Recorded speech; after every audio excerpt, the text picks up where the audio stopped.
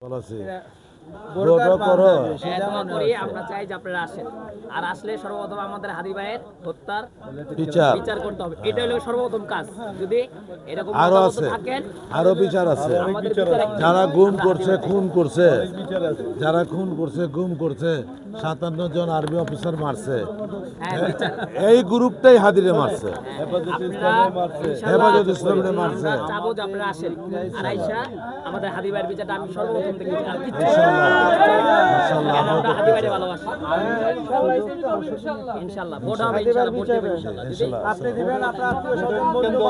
আমরা হাদি ভাইয়ের অনেক ভালোবাসি মনে প্রাণে।